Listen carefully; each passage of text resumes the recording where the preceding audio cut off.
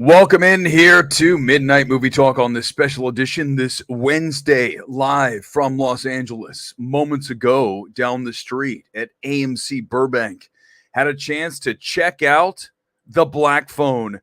And I really can't wait to get your reaction to this. Listen, we're going to try to do this spoiler free because, when we talk about films, I don't want to ruin the film. And this film has a lot of twists and turns. Obviously, you guys have seen the trailer. You know that this is Scott Derrickson. This is Blumhouse. This is horror. But I really don't want to get into the exact details. I just want to talk about overall thoughts of the film. And I think really it starts with this.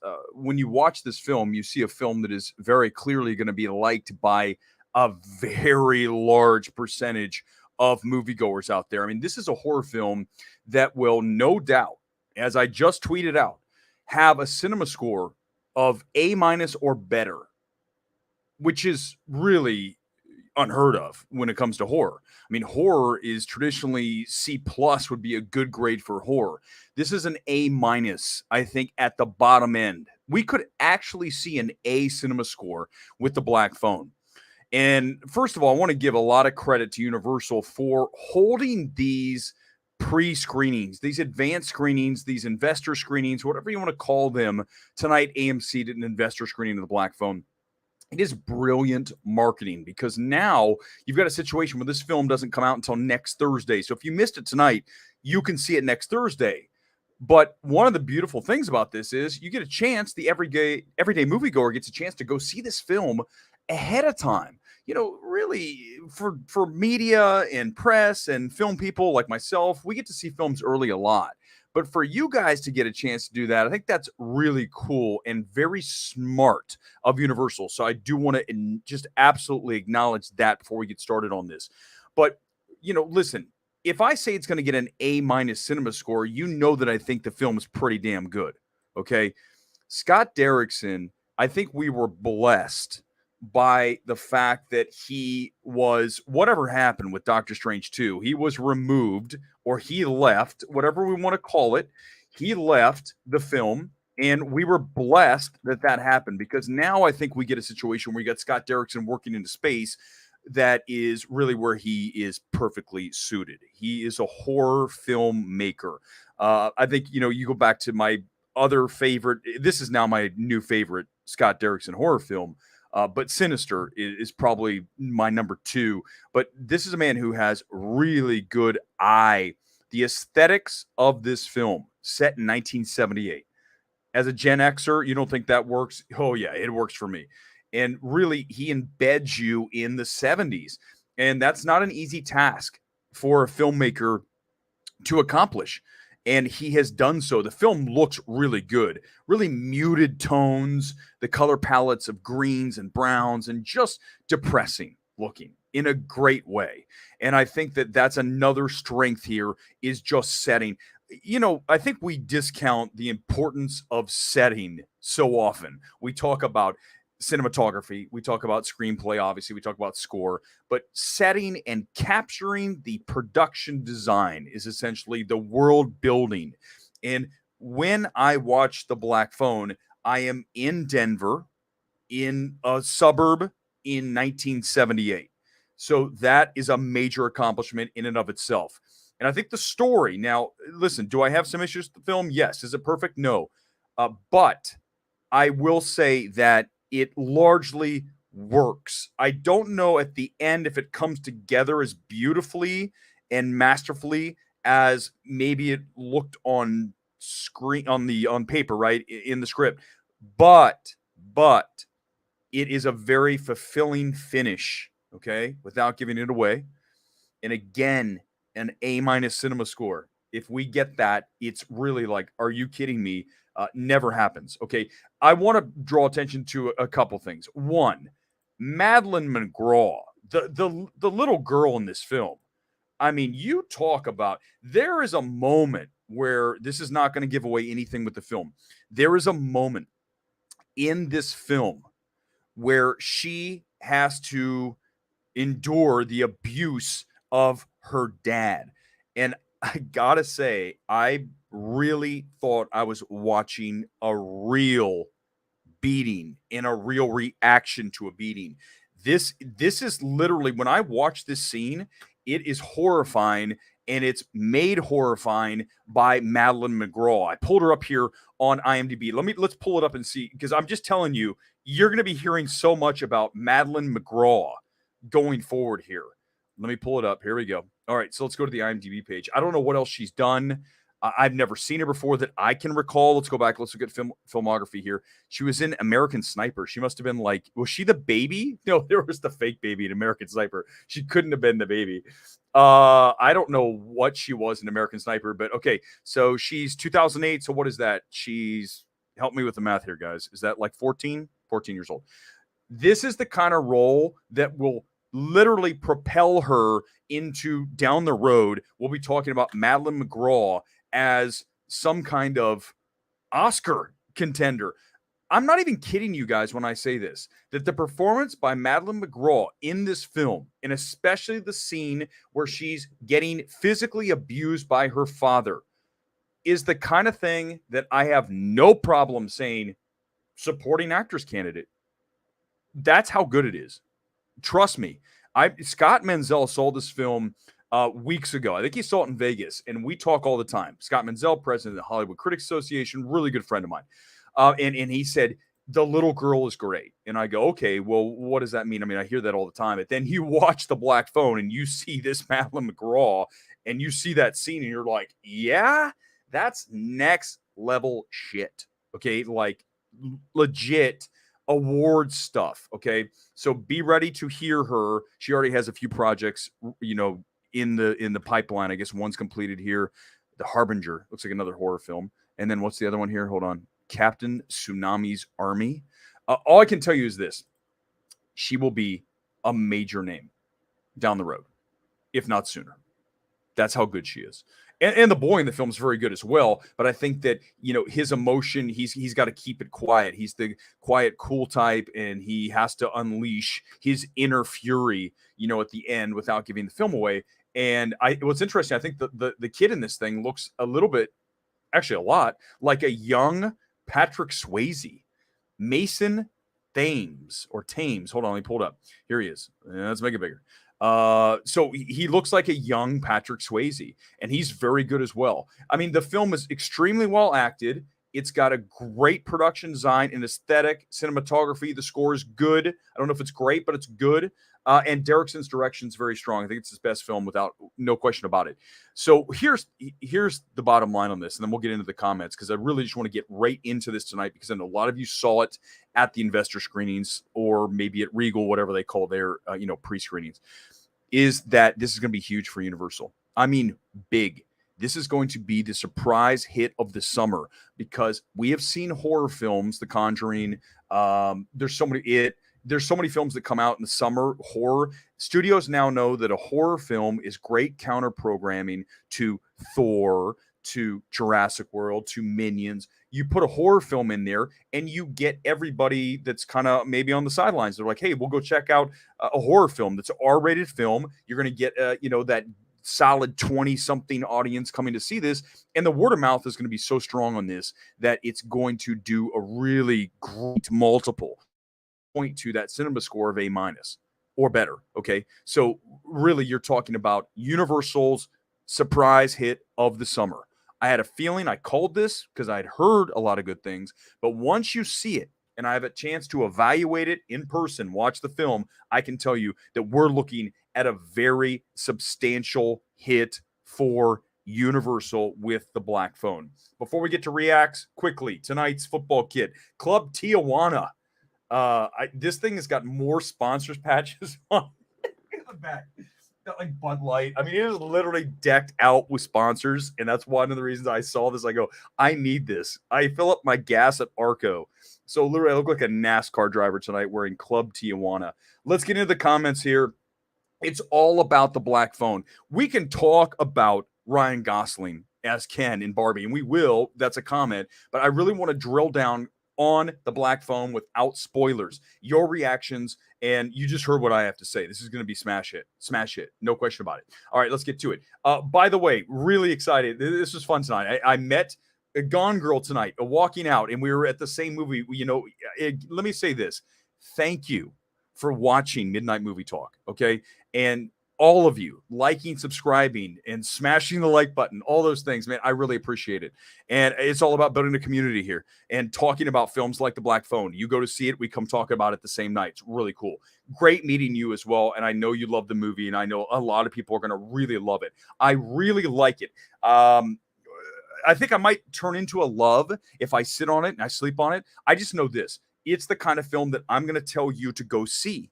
And when I feel that way, last time I felt that way was Maverick. Like, really felt like you need to see this. Now, okay, we're not going to compare the Black Phone to Maverick, but we are going to say that it's going to do the same kind of word of mouth situation, right? Maverick is otherworldly word of mouth, where people are just like, you have to see it, you got to go do it. But the Black Phone is going to capture that.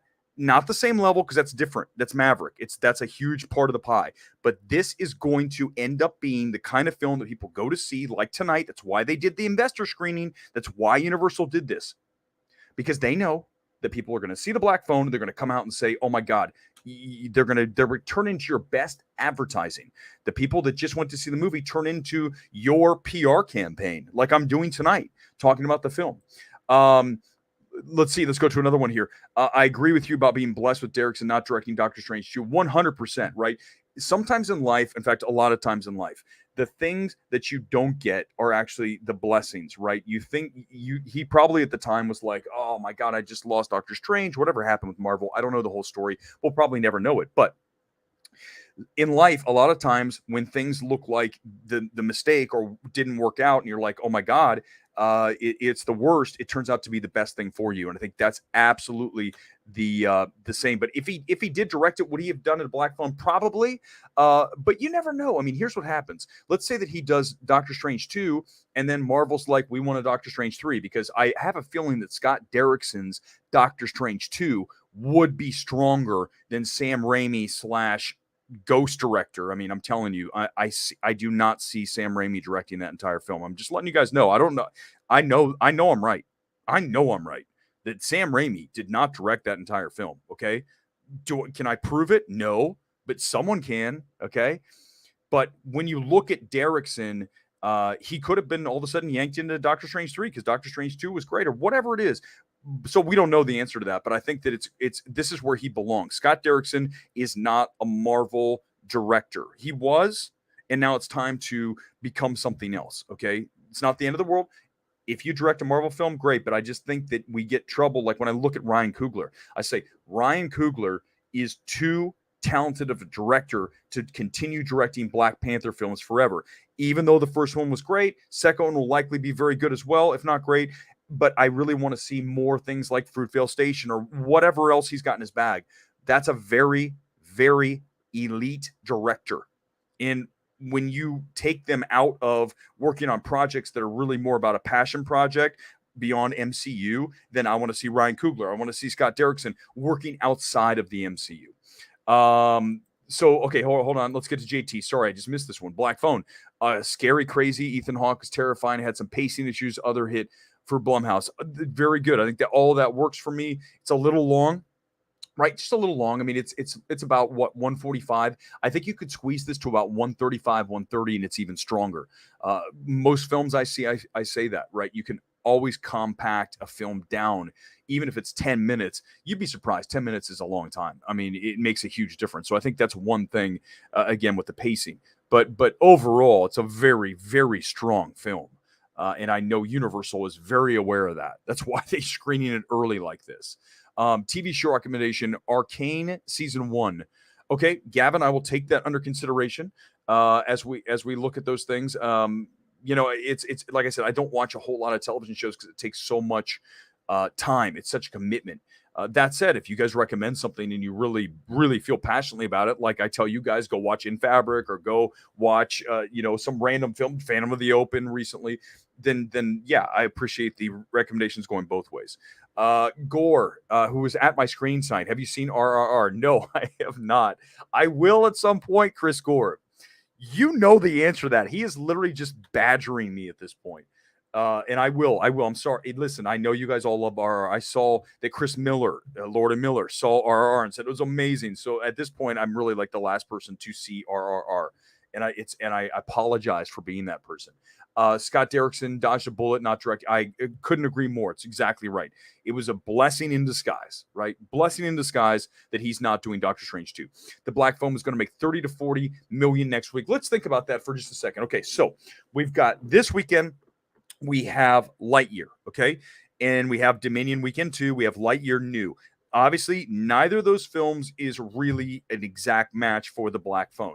So Universal already has Dominion, and now they've got the Black Phone, completely different things. But either way, anytime you have a film that draws an audience, you're going to remove a portion of the audience for that next film because they might not go to the multiplex again versus me or Gore or Gone Girl. People who go to the movies like 3 times, 4 times a week, minimum 2, right? 2 screenings a week, easy for me. But so let's say that you've got weekend number 2 of Lightyear, then you've got Elvis, and you've got the Black Phone. Theatrical's looking really good right now because you still have Maverick, you've got Dominion, you've got Lightyear, you're going to have Elvis, and you're going to have Black Phone. Look at that. That's a smorgasbord of cinematic delights. There's so many things you can pick from coming out next Thursday into the weekend. You've got something for everybody in the marketplace, which we haven't had really since 2019. I mean, we've had film here and a film there, but not really a wide variety of films. And you also get Marcel the Shell next week, A24, which I really like. We're going to talk about that next week during the week it comes out. You've got Marcel the Shell. So you're talking about 6 films that are available to you next week that are all, at least solid enough. I mean, I know Dominion, some of you think is not great, but it's at least solid enough as a Jurassic dinosaur film, okay? But Black Phone is in a great spot to open with a really solid 30. I agree. I'd say 30 plus. I got to see as we build, but right now we're going up, right? We're pushing up, not down on the number. So we're going to push that up 30 plus. And then what's going to happen is the opening, let's say it opens at 35. It's a very good opening for a small horror film that the budget was, I would guess, under 10. I don't know. I mean, I'm terrible with budgets, but there's not effects. You've got Ethan Hawke, but everyone else here really, the salaries would be pretty low, I'd imagine, because it's horror and you could pretty much get anyone that's great. They're all very good. But I think that you're looking at a film that will do very well over the following successive weekends. So whatever it opens up with, it could drop like 40%, could drop 30%, it could drop maybe 25. Literally, you could be looking at a film here in the Black Phone that does a really strong opening number and then hold because of what we just talked about when we opened this whole thing up tonight.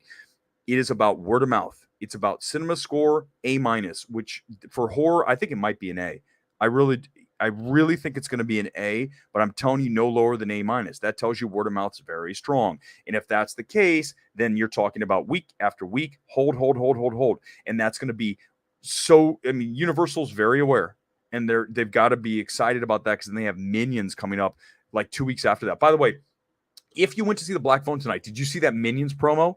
That was super cool. It was like this really short, not even a trailer. It was like this, let's go to the movies, like thing from the 70s, the drive-in where the Minions were eating like concessions. It was totally out there, psychedelic shit, and I loved every second of it. It's like 30 seconds. Really cool promo from Universal, who I think is doing a great job building awareness for Minions Rise of Gru. But Universal is really in a great spot between Dominion kicking ass, right, doing well, and then you have now the Black Phone, and then you've got Gru coming out the other way, the Minions. So you've got all 3 of those lined up, ready to kick ass. So it's going to be a very good summer for Universal. The Girl in the Black Phone was good. The Boy's great. I think they're both great, JT, but I'm telling you, I think Mason's very good. But again, I get back to that Madeline McGraw.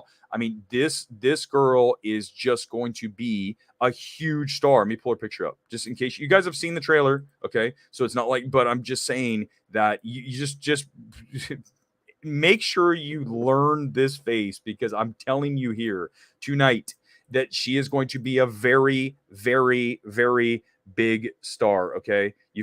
There's no question in my mind that you're looking at a future Oscar winner.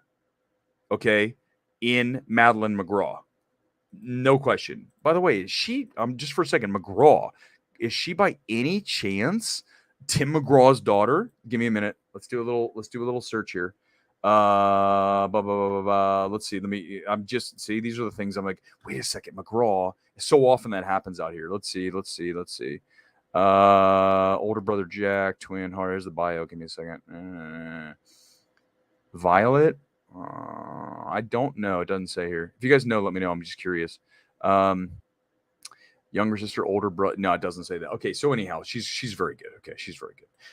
Let's go to some more here. Comments here. Gone Girl again. The abuse scene was horrifying, but it worked 100%. I mean, and especially her. I mean, I feel like I'm watching a documentary.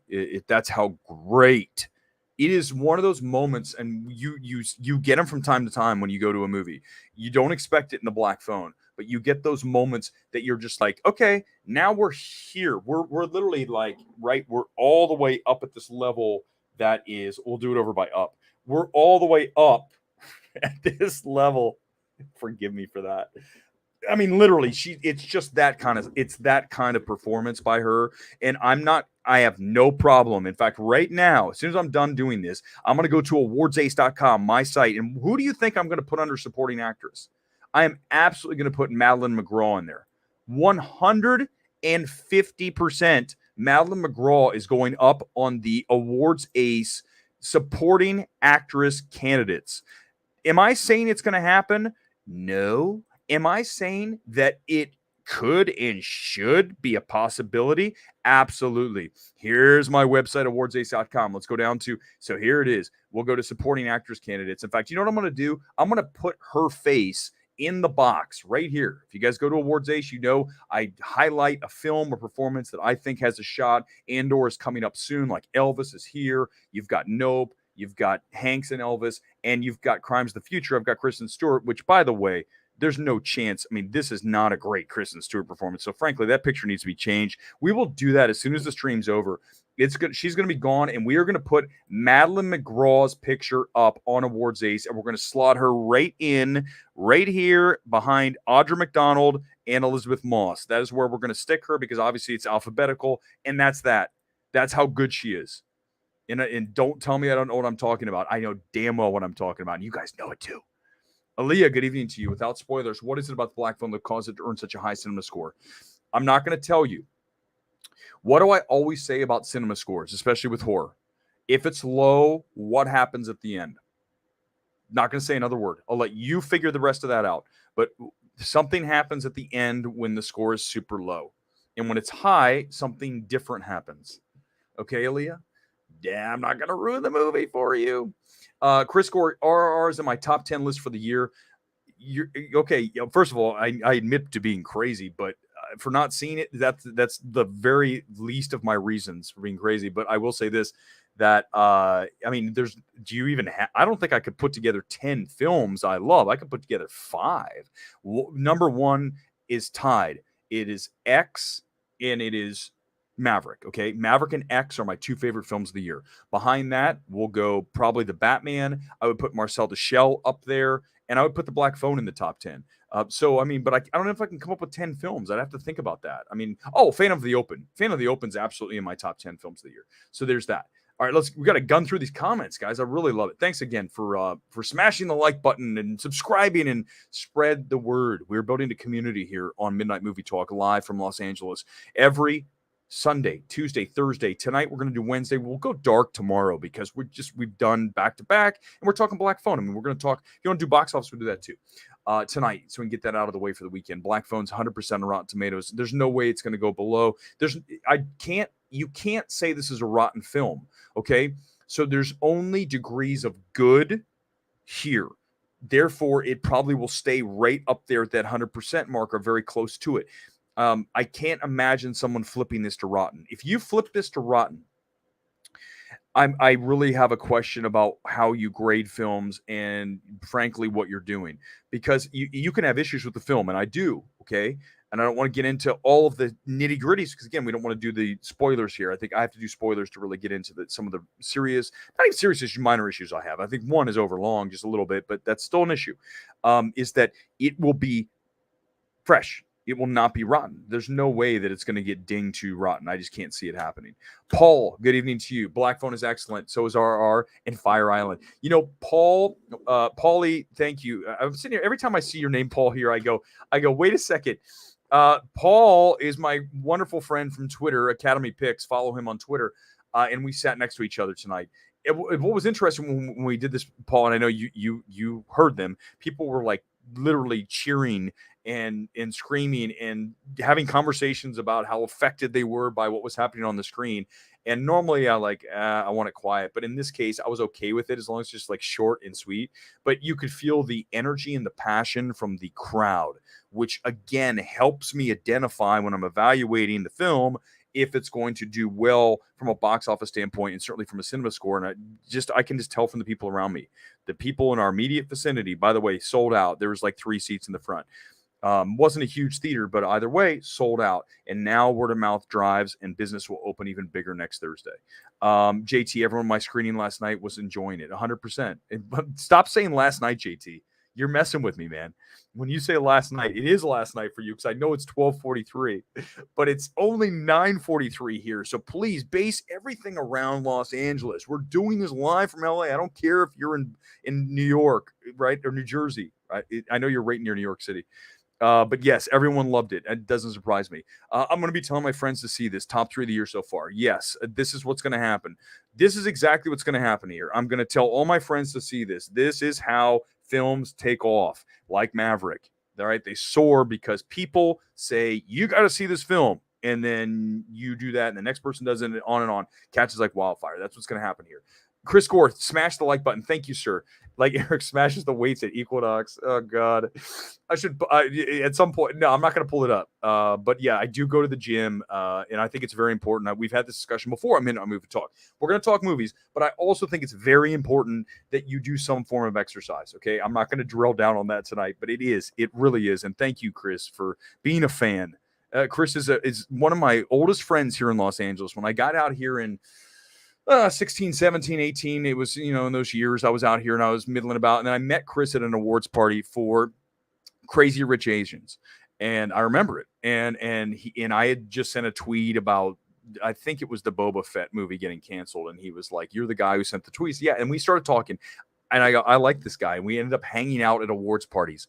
So Chris is a very good friend, and support his channel as well, the Film Threat channel. He does great work with indie film, small films. I always make fun of Chris when I say that his films go IFC down. My films start IFC up. Okay. So anything that goes below IFC, I'm going to have a problem like identifying. In fact, really funny story quickly on that is Film Courage. If you guys have seen, I've done a video, Film Courage. There's lots more to come. I did like a 4-hour interview with Film Courage, but I did tell them that. I say, I'm IFC up, Gore's IFC down. And they gave me a quiz of films, and I didn't know. There were I think there were 5 films. The only film I knew on the board was IFC up. It was Centigrade. That was the only. So I proved myself right in front of the lovely Film Courage people. I said, I only know the one that's the IFC movie, Centigrade, which I didn't even like. It's about the guy, someone froze to death in their car. I didn't like that film, but I knew it. Amazing movie. Mike Abrams, welcome to the channel. Thanks for watching. Thanks for liking, subscribing, all that stuff. Nice to see a movie with a story and a real ending, finally, not for treating everyone like an idiot. I would agree across the board on all that. Really ambitious story. And I will always reward films that are ambitious with the stories they tell. There's so many films we could talk about that are ambitious with story and really connect. I think this film does a very good job of it. I mean, when I think about ambition and a story, the first film recently that I think of is absolutely Parasite. What an ambitious screenplay to do that swerve, to turn into the Tarantino-esque violence that film does. Talk about ambitious. And Bong pulls it off. And I think here, Derrickson, along with Cargill, who wrote the script based on a short story, that they pull it off. And it is a really cool story. I love ambitious stories. And this film is, for a horror film, it is very Silence of the Lambs and It. Okay? Silence of the Lambs and It. Right, because you got the 80s aesthetic, so I'm going 70s here, and then you've got Silence of the Lambs, serial killer. So I think those are 2 good comparisons for this, kind of a sandwich of those 2 films.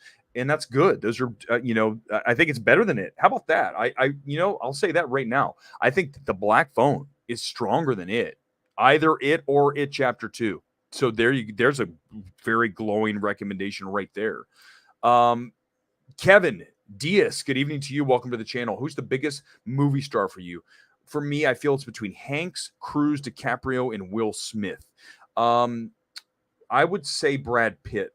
For me, what star do I get excited to see? It's Brad Pitt. I mean, I go back to 2019 where you had Ad Astra, which I consider to be certainly a visual masterpiece, and then you throw in Once Upon a Time in Hollywood. He just has that movie star charisma.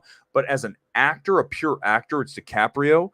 Even what he did with Don't Look Up, go back in Wolf of Wall Street, I think is his absolute best work. I don't think The Revenant is what he won for, but his best work for me is The Wolf of Wall Street, because you have to do so much in that film, especially the comedy moments, right? When he's drugged out and he's in his Lamborghini and he's crawling along on the ground. I mean, that's kind of work that that's an Oscar. Just that scene, and there's so much more in that film. I love that film. So I'd say DiCaprio for acting, Pitt. So hello, Once Upon a Time in Hollywood, you got both of them in one film. You don't think I like that? Of course I did. Let's go to Gone Girl Gone. I think the MCU should give directors breaks to direct something else before coming back to direct a sequel for them. I wonder what Ryan Coogler had, because he got done with Black Panther. It's got to be such think about the chore that putting together a major, 200 million-ish, let's just put it in that range, budget film, the effects, all the work, the edits, the score, everything you've got to put together, that assembly of that final cut, it's got to talk about exhausting. I bet you don't want to make a movie for like a good solid year after, especially something that intense. Even something small for me. If I directed a film and it was like, even like a small little film that I shot in 12 days, I'd be like, I don't want to do that again anytime soon, because it takes so much out of you. It drains the shit out of you. So I can't imagine doing a Marvel film. So I think that, yes, you definitely need downtime in whatever you do. You need downtime when you're constantly like, on a stage essentially. And these directors that have the pressure on them to deliver these films is great, because they know if they have a bad film, that's one strike. And Hollywood maybe gives you, if you're lucky, you get 3 strikes. You might only get 1 or 2, and then you're done. So, yeah, you need a break for sure. Universal has a nice run between Dominion, Black Phone, ET, IMAX. That's correct. That's coming up. Universal's doing a great job. I still don't like how they do the trailers. I think that the Black Phone trailer is too much. I think that you give away too much plot. Having seen the movie, I would still definitely agree with that. I don't think it's fully, but it's still too much of it. If I'm doing a trailer, I'm going to give you pieces of the film, but I'm going to pull back and withhold the vitals, because I don't want to ruin the film for you. Kind of like we talk about films here. Have I ever ruined a film with a spoiler? No, because I want you to experience it the same way I did. That's why you can always be safe. This is a safe zone where I'm not going to ruin a film. Why would I want to do that? So I think that you guys appreciate that, and I would hope you do the same for someone else. Nick, again, one thing remains true. Maverick is cinema. And I would agree with that. It is absolutely cinema. No question about it. It's my favorite film of the year with X. X is cinema as well. 2 best directions of the year, by the way, right there. 1, Ty West. 2, Kaczynski. Those are your top 2 directors for me this year, regardless of genre. Directors, those are your top 2, followed by Matt Reeves in The Batman. What movie star has the best abs? Ryan Gosling. Let's pull up Ryan Gosling. Let's do it. Now that we've had a few minutes to talk about Black Phone, we can still do that, but let's talk about Gosling. Here it is. It's right there. It's the number 1 thing. Give me a second. Let's pull it up. So Gosling is in great shape. Okay. I know you guys probably know that from Crazy Stupid Love and from a film that I adore called The Place Beyond the Pines. If you have not seen The Place Beyond the Pines, please, there he is. Here's the thing. If you have not seen Place Beyond the Pines, you need to watch that film. Okay. Derek Cianfrance. I think that it's too ambitious of a screenplay, but the direction by Derek Cianfrance is on the money. When you look at that, and then you look at Darius Marder, who wrote Place Beyond the Pines, right? Did he write it with Cianfrance? Either way, Sound of Metal. When you watch Place Beyond the Pines, you see the absolute inspiration on Darius Martyr for Sound of Metal. I love the raw direction of both of those two, and really it goes back to Place Beyond the Pines. But we knew he had abs. That first scene, that opening long shot, is just something else. So here you. Oh wait, hold on. Why'd you guys? There it is. It's like, why'd you crop it? Get out of here, CNN. I do not want 5 things sent to me in my email every morning. All right, here it is. There's Ryan Gosling. There's his abs. And you guys know from Crazy Stupid Love, where he takes off the shirt, she said, it looks like you're photoshopped, right? When Emma Stone says that to him, when he takes off his shirt. So there's Ryan Gosling with the spray tan. I think he's going to be great because you look at Ryan Gosling in Crazy Stupid Love and the Wise Guys guy. Why am I forgetting the name of that film? The one with Russell Crowe. The Good Guys. Good Guys? Oh, shit. Literally, I'm like the guys. But he's good at comedy. I think he is. I really do. And I think that this will be an opportunity for him to, do that. Gosling's very specific about, in particular, with scripts that he picks. So I would imagine that Greta Gerwig, who is directing this and writing it, I imagine Noah's going to help. I mean, Greta and Noah Baumbach are partners. I don't know if they're married yet, but they're partners. So they talk to each other. They probably write scripts and bang things off each other. And I think Noah's come on, he's a great screenwriter. So let's just hope this film delivers like the laughs that you expect it to. And I think Greta Gerwig can do it. But yeah, I would say that those are pretty good abs, right? Those are good abs. But you know what? If we're going to talk about best abs, you guys know where I'm at. Who has the best like physique ever in a film? Are you ready for this? You probably are going to say something like Gerard Butler from 300, which by the way is a good pick. But I'm going to go with, here he comes. Give me a second. Yeah, Brad Pitt in what? Fight Club. Brad Pitt in Fight Club. Hold on, let me find it. I gotta. The one thing about StreamYard, I love StreamYard's great, except for the sharing the tab sometimes a pain in the ass. Here we go. Let's look at a picture. When this film came out, Fight Club, which by the way was okay. Here it is. Let's pull it up. There he is. So look at Brad Pitt in Fight Club. When Fight Club was like all the rage, everyone wanted to look like Brad Pitt in Fight Club. That's what they go to the trainer and say, make me look like Brad. So I would say that the best movie abs of all time might be, I think it's a very strong contender, is Brad Pitt in Fight Club. If you have other suggestions, let me know. But I mean, look at that. His body is like, it looks good. Okay. Nick, again, the remake of E.T. or a reboot of Back to the Future, both of which should never happen. You're 100% correct, Nick. 100% should not happen. If you're a studio exec, which do you choose?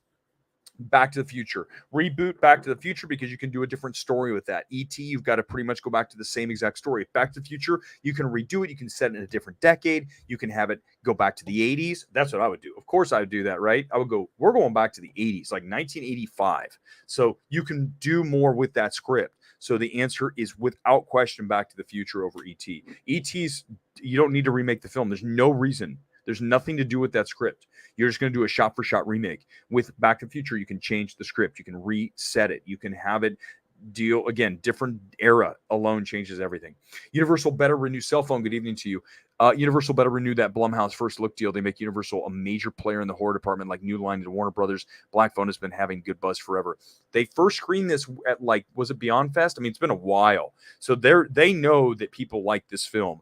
And they've made people wait. And I was so excited to see it tonight. I hope a lot of you did. That was your homework last night. Go get a ticket at AMC Investor Screening using your A-list, which at some point will sponsor Midnight Movie Talk. I'm going to get on the phone. I'm going to call up Adam, the CEO's, Adam Aaron, and say, could you please just literally give me just free A-list for the month and I will pimp you.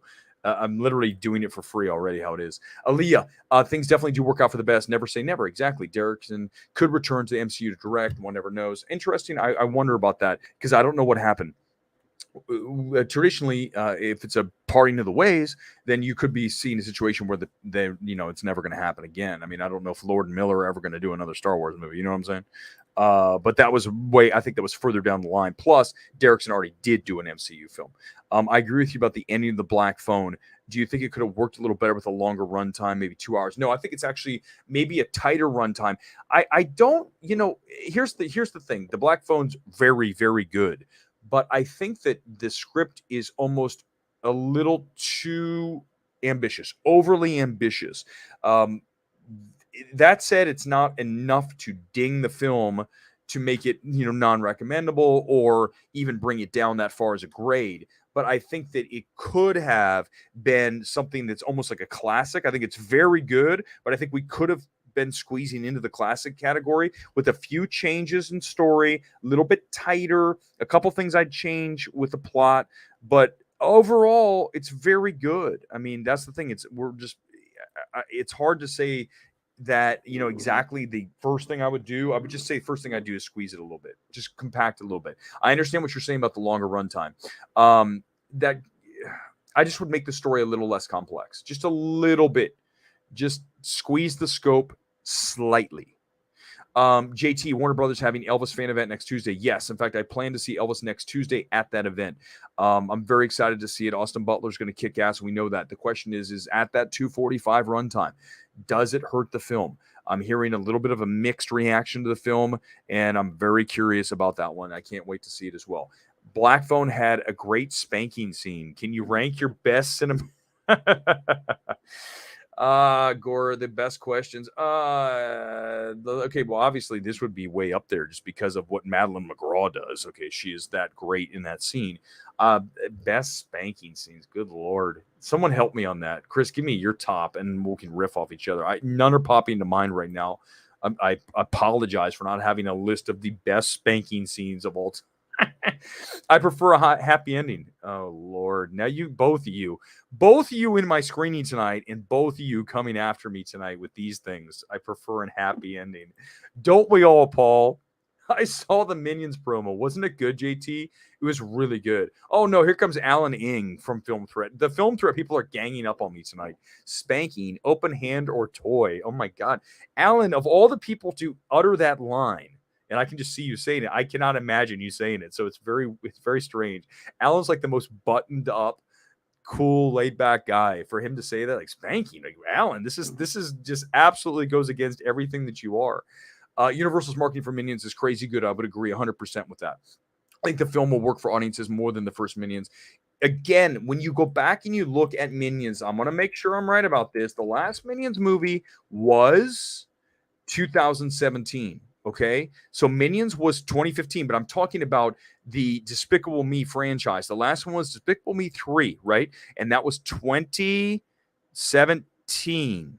Oh, yeah, okay. So that's right. So now we're talking about 5 years since the last time that we saw the Minions in a film, because obviously we know that Minions, Despicable Me are the same franchise. So you need space. When you're ready to remake a film or give me another sequel, and there's already been a lot of Minions and Despicable Me movies, you need space. You need time to regenerate interest in your franchise.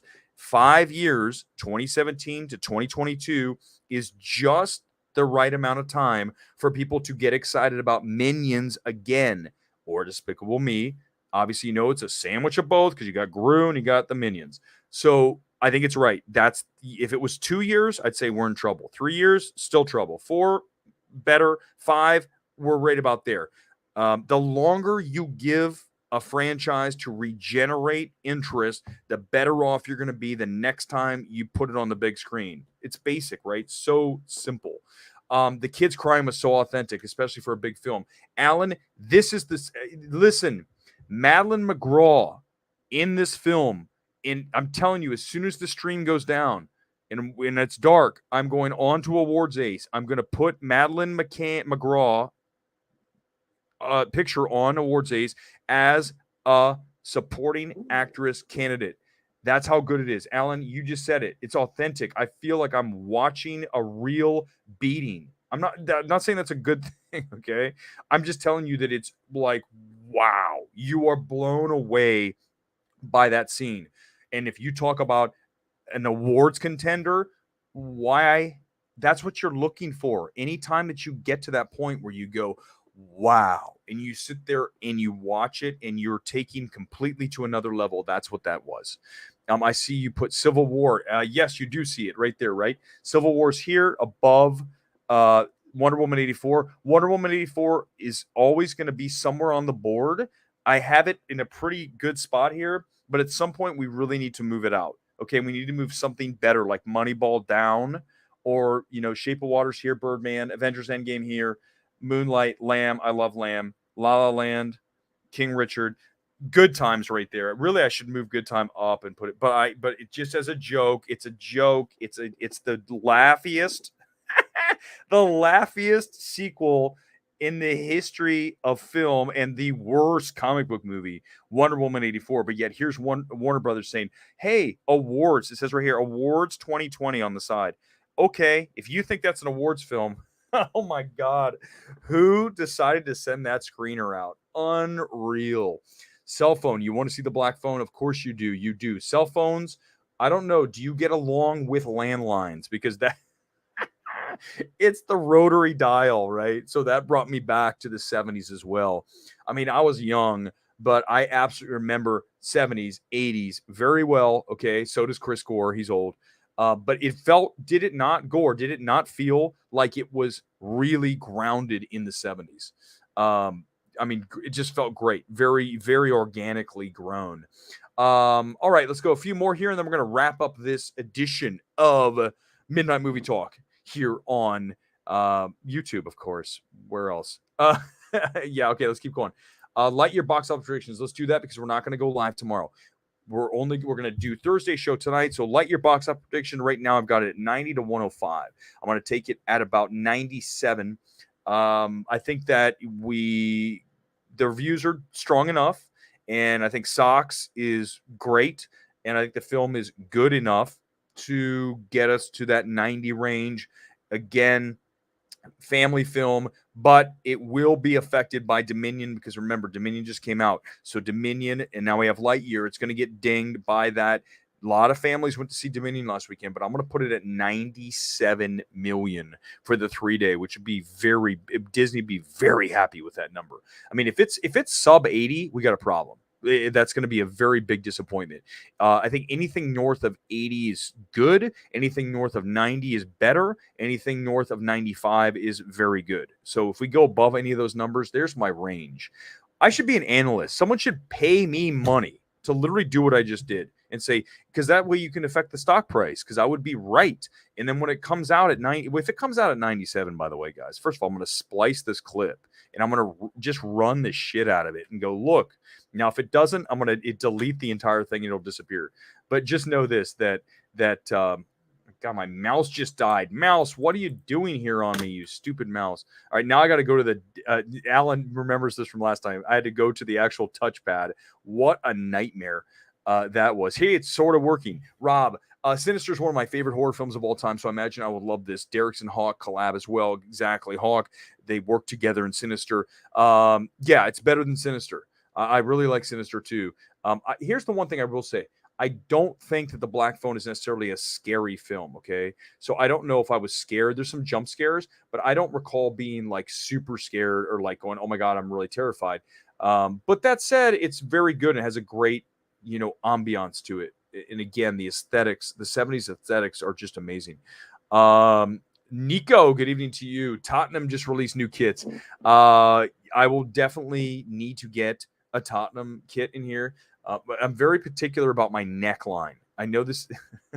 This one has like a V-neck. Okay, there you see it. If it's one of those ring necks, I don't like those as much. So if it has a ring neck, I'm going to hold out. A couple more, and then we're going to wrap here. Thank you again, guys. Really sincere love and respect right here from Los Angeles on Midnight Movie Talk. Like, subscribe, and really appreciate it. What's your favorite horror film of the 2010s? Boy, I'd have to think about that for a minute.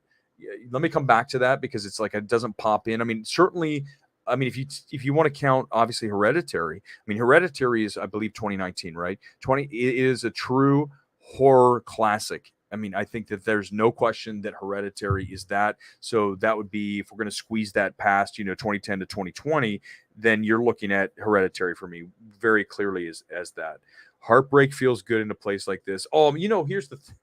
Can we please, AMC, as much as I love the promo, but do not show the 30-second promo anymore. Make it a 15 or 20. Do not make it longer than that.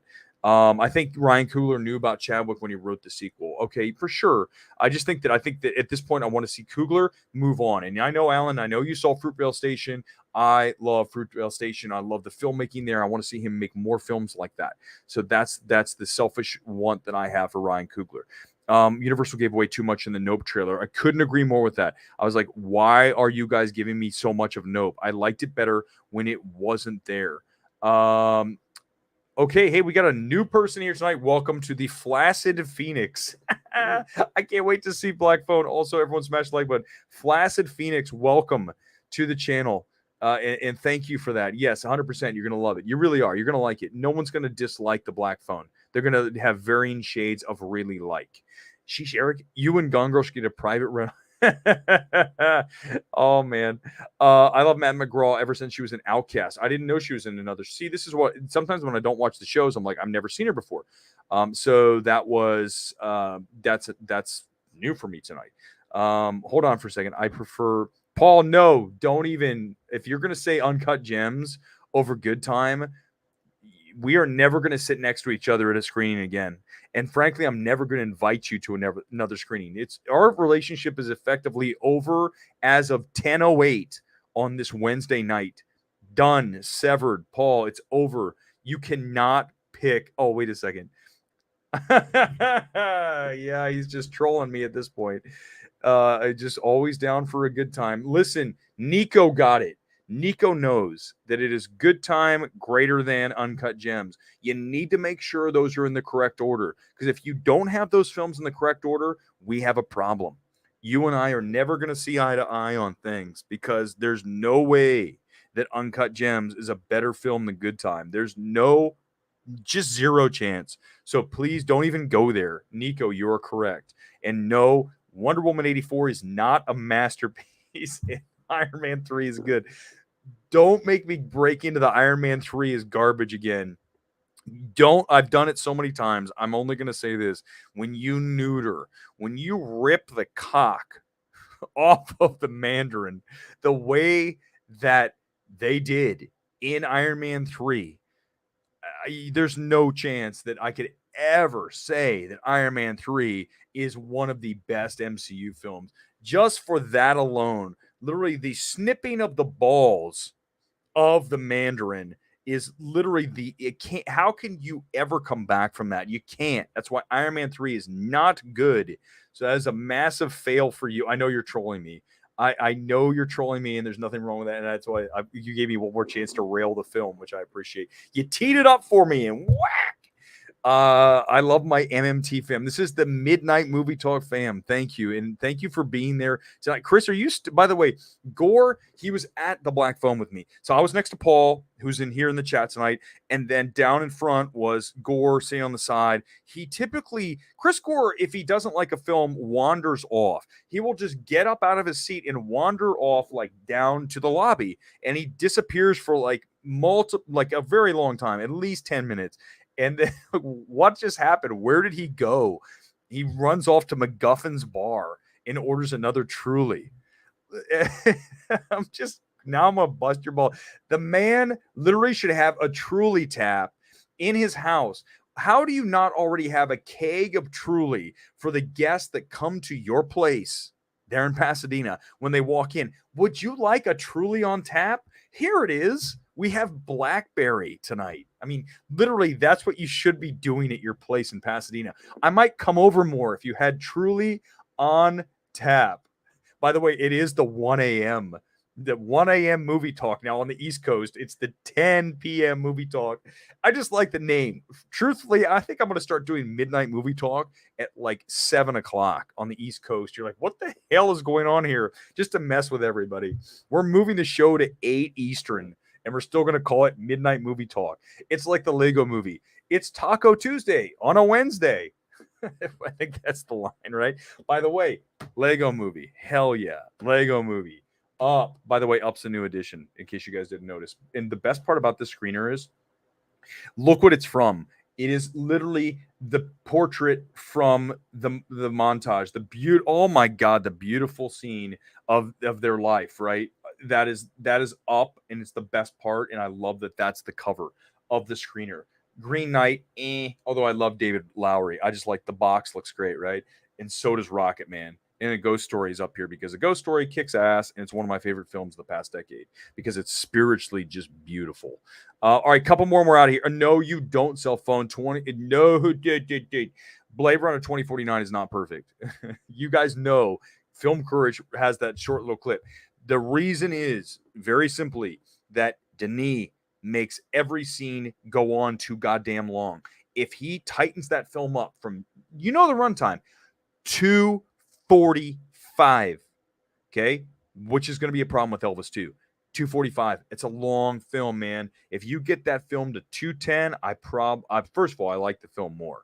Second of all, you can get there. Go watch it again. You're going to see scene after scene that could be condensed and brought down just a little bit and have the exact same content without it going on to the point where you're like, okay, next and next and next. Do not defend Wonder Woman 84. It is cheesy, but it is not fun. So it is cheesy and then strike fun and say cheesy crap. It's such a bad film. And again, the magic dildo. I mean, that's what it is, right? And the 180 song. Where are we going with this? It's so bad. Oh Lord, now we're really going off the deep end here. Iron Man 3 greater than Endgame. I think there's a way to actually ban people from the comments. Gingy might have just earned a ban as we come to the end of our Wednesday night special edition of Midnight Movie Talk. Guys, listen, I really mean it when I say thank you for watching the channel, subscribing, liking, sharing, and we'll be back here on Sunday night for Midnight Movie Talk. We'll do box office. We'll have Lightyear. We'll look ahead to next week, which has Black Phone, which has Elvis, and whatever else happens in the world of cinema will be right here on Midnight Movie Talk. Until Sunday night, I say good evening to you. Thanks for watching.